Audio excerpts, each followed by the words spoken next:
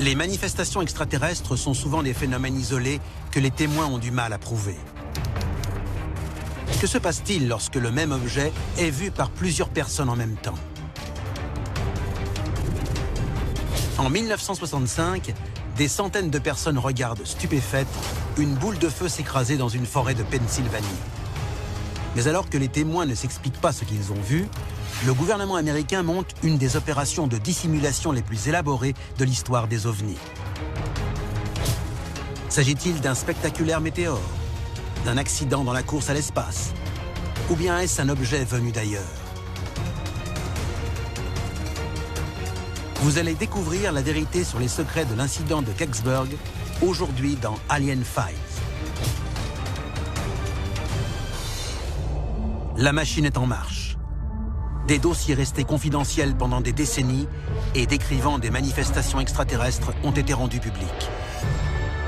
Nous allons révéler le contenu de ces documents et découvrir ce que le gouvernement américain voulait cacher. C'est à suivre dans Alien Files, l'émission qui perce les plus grands secrets de la planète Terre. L'orbite de la Terre, novembre 2007. Très loin au-dessus de la surface de notre planète, l'UARS, un satellite d'observation de l'atmosphère de la NASA, heurte un objet d'origine inconnue. Est-ce un météore? Un autre satellite qui aurait dévié de sa trajectoire? Ou bien un ovni? Mark Matney, du programme de recherche sur les débris orbitaux de la NASA, déclare « Il est très dur de déterminer ce qui a pu heurter UARS. Même si la partie centrale du satellite est intacte, divers morceaux partent dans plusieurs directions. Mais il faut encore 3 ans pour que l'orbite du satellite se désintègre complètement. Surveiller sa descente fait partie des obligations de la NASA. Ils préviennent les médias et la population tout en suivant la trajectoire du satellite. Alors que les restes du ARS rentrent dans l'atmosphère, on l'observe en train de piquer vers la Terre sous la forme d'une énorme boule de feu. Il finira par plonger dans l'océan Pacifique sans faire aucun dégât. Le crash de ce satellite est-il un simple incident? Ou bien a-t-il été causé par une force extraterrestre? La NASA a l'habitude de surveiller ce type d'événement. Des années auparavant, un autre objet s'est écrasé à la surface de la Terre, mais dans des circonstances très différentes. 9 décembre 1965, 16h45. Les services de contrôle radar de l'armée américaine reçoivent une multitude de signalements concernant une boule de feu dans le ciel du Michigan. Elle tombe à une vitesse vertigineuse. Des témoins prennent des photos de l'objet et de la traînée de fumée qu'il laisse derrière lui. Des débris incandescents tombent et provoquent des incendies. On pense qu'il s'agit d'un météore. Mais la communauté scientifique n'est pas la seule à s'y intéresser. La NASA, le service d'observation des ovnis de l'armée de l'air et le Pentagone se penchent sur ce phénomène. La boule de feu s'est écrasée près d'une petite ville de Pennsylvanie et va déclencher une des plus grandes controverses de l'histoire de l'ufologie. Dossier déclassifié, l'incident de Kecksburg. Un ovni s'écrase dans une forêt voisine de Kecksburg, en Pennsylvanie. Mais ce météore présumé intrigue par son étrange comportement. Un témoin déclare « Il semblait se maintenir à une certaine altitude et brusquement il a fait un piqué passant de 150 ou 180 mètres à 90. » L'armée et la police bouclent la zone et repoussent les curieux en les menaçant avec leurs armes. Et quand ils se sont rassemblés, ils ont remarqué que presque tout de suite, une unité de soldats américains qui ne portait aucun insigne est arrivée avec un camion à plateau pour récupérer l'objet et l'emporter. Les gens ont été prévenus. Gardez le silence, n'en parlez à personne. Qu'est-ce que l'armée a récupéré sur les lieux de l'accident de Kecksburg? Et pourquoi l'armée a-t-elle menacé les témoins? Selon ceux qui disent que l'armée a récupéré un objet dans les bois de Kecksburg, il ne s'agissait pas d'un météorite. Les habitants parlent d'un gros objet en forme de cloche sous une bâche. Un témoin le décrit comme un gros objet métallique, assez gros pour qu'un homme puisse tenir à l'intérieur. Les médias déclarent que rien n'a été trouvé sur le site de l'accident et le département de la Défense nie toute implication. Mais il en faut plus pour faire taire les rumeurs, surtout dans les années 60, une époque à laquelle la course à l'espace était dans tous les esprits. The exploration of space will go ahead, whether we join in it or not. And it is one of the great adventures of all time. And no nation which expects to be the leader of other nations can expect to stay behind in this race for space. À l'époque, l'Amérique et l'Union soviétique se livrent un combat sans merci pour être le premier pays à envoyer un homme sur la Lune. Mais la NASA ne fournit aucune explication plausible à l'incident de Kecksburg. La NASA garde jalousement ses secrets sur les ovnis.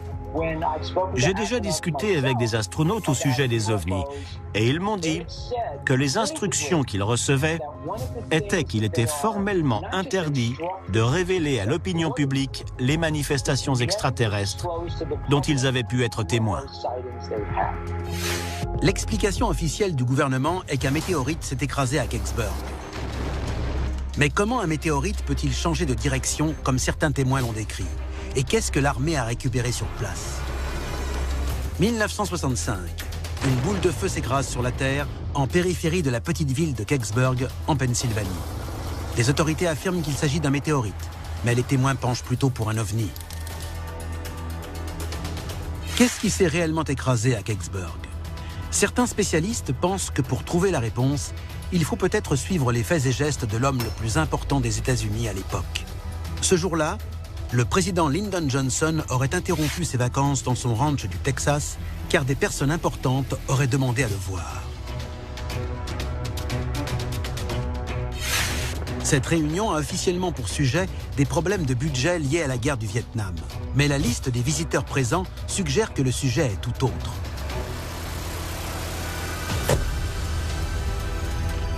En plus des chefs d'état-major, il y a également le directeur de la NASA et le gouverneur de Pennsylvanie.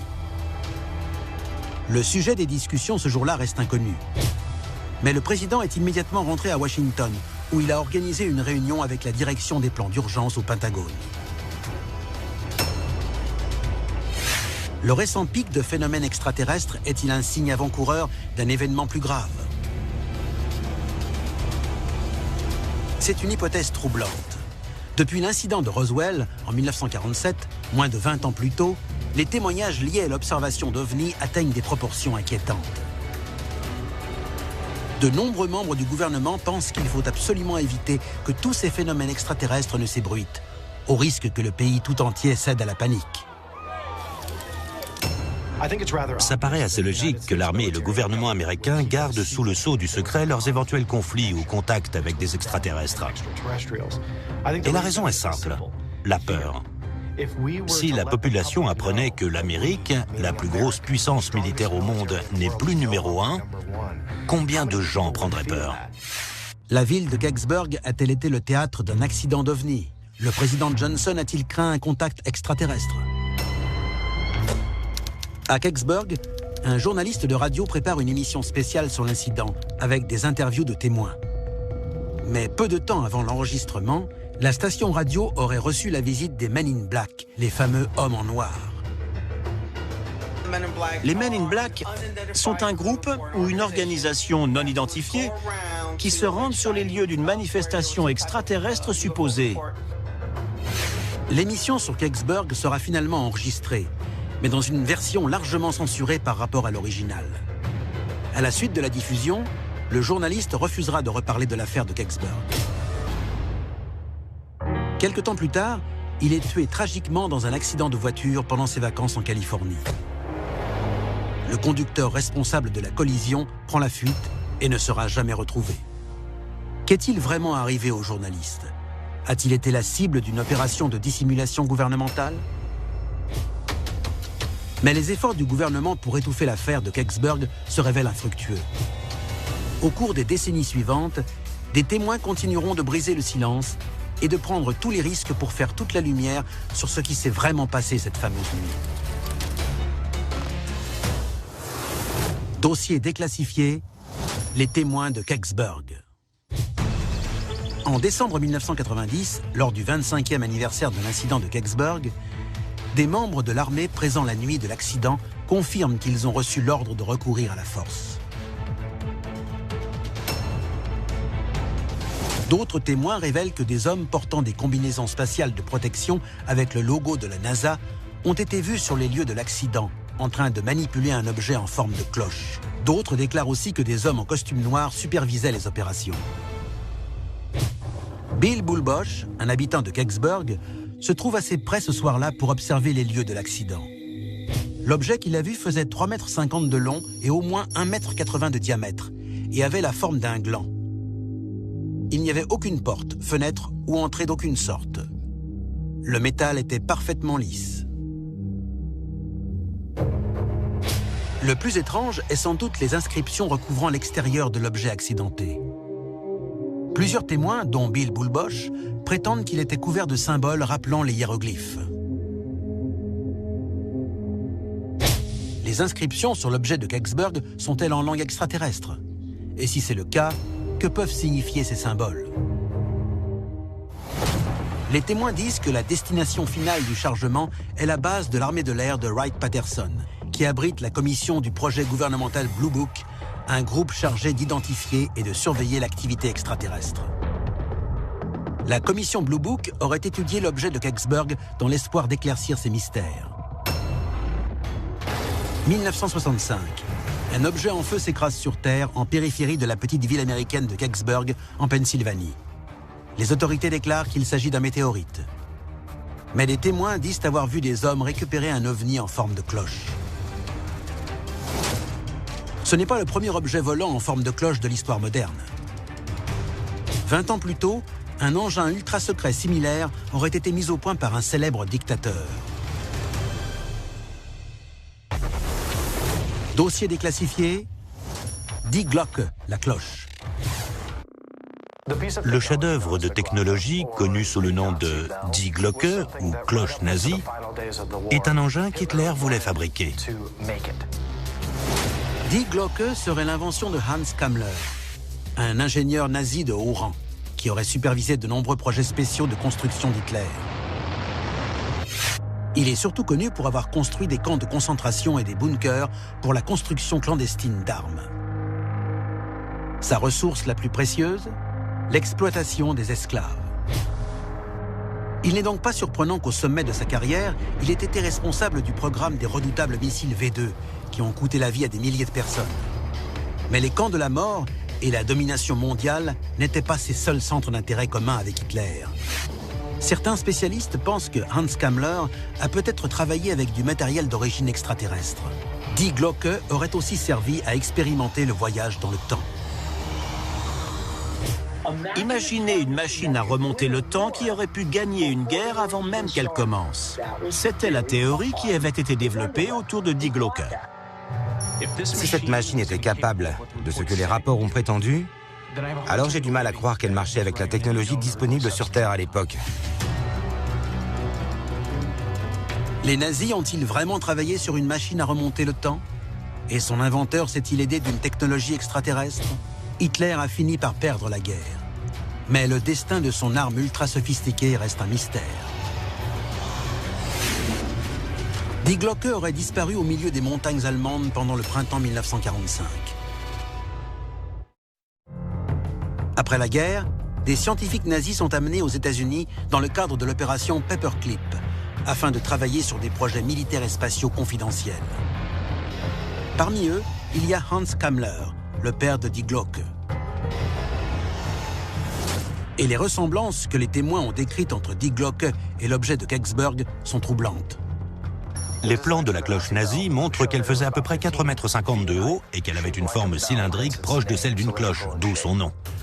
L'objet de Kecksburg est-il un descendant de la machine à remonter le temps nazi? Hans Kammler a-t-il donné les plans de Die Glocke au gouvernement américain en échange de sa liberté? De nombreux spécialistes pensent que les scientifiques nazis ont essayé de créer une technologie que les humains ne connaissaient pas encore. Le destin de l'objet de Kecksburg demeure un mystère, tout comme la technologie nazie derrière Die Glocke.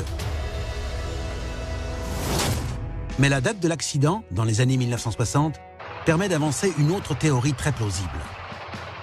La guerre froide était une grosse entrave à la révélation de la vérité, pour des raisons évidentes. C'était une époque assez dangereuse. Entre ce contexte et l'enjeu technologique, le silence est de mise. La Russie et les États-Unis ne s'affrontent pas seulement pour la suprématie terrestre. Ils cherchent aussi à être les premiers sur la Lune. L'objet de Kecksburg pourrait-il être un engin spatial soviétique ? 9 décembre 1965. L'engin spatial russe Cosmos 96 part pour une mission extrêmement ambitieuse. Il est conçu pour orbiter autour de Vénus et l'explorer. La mission Cosmos est avortée dans la basse atmosphère, alors que l'engin perd le contrôle et entame une chute libre vers la Terre. La Russie doit en informer le gouvernement américain pour éviter que l'objet soit considéré comme une attaque qui pourrait déboucher sur une guerre nucléaire. Le secret qui entoure l'incident de Kecksburg est peut-être dû au souhait des Américains de récupérer la technologie spatiale soviétique. L'alphabet cyrillique russe pourrait aussi expliquer les étranges inscriptions que la plupart des témoins ont vues sur l'objet. Ce sont des arguments convaincants qui pourraient expliquer beaucoup de choses, à un détail près. Cosmos 96 a atterri 13 heures plus tôt, au nord de la frontière canadienne. Un fait qui a été confirmé par la direction aérospatiale américaine et le spécialiste des débris orbitaux de la NASA, Nicholas Johnson. Pour trouver des explications à l'incident de Kecksburg, les ufologues se tournent vers la NASA. Mais toutes les demandes d'informations se heurtent à un refus. En fait, la NASA prétend que les dossiers sur l'incident n'existent pas. La vérité derrière l'affaire de Kecksburg est restée un mystère pendant près de 50 ans. Mais en 2007, la NASA est poursuivie en justice afin d'obliger l'administration à publier les dossiers relatifs à l'incident. Pendant son audition, le porte-parole de la NASA, David Stites, révèle que tous les dossiers sur Kecksburg ont disparu. À la lumière de ce nouvel élément, la NASA considère l'affaire comme classée. Que s'est-il vraiment passé à Kecksburg la fameuse nuit de 1965 ? Un témoin qui en avait vu un peu trop a reçu pour ordre d'un officier militaire de se taire. Il l'a fait pendant plus de 25 ans. Un ouvrier qui a fait une livraison à la base de l'armée de l'air américaine de Wright-Patterson a vu un corps étendu sur une paillasse recouvert d'une couverture blanche. Il semblait mesurer entre 1,20 m et 1,50 m et peser 35 kg. Ce témoin décrit une main qui dépasse de la couverture avec une peau semblable à celle d'un lézard. L'opération de dissimulation de l'incident de Kecksburg visait-elle à cacher la venue d'un visiteur extraterrestre ? La population a le droit de savoir. C'était Alien Files, l'émission qui perce les plus grands secrets de la planète Terre.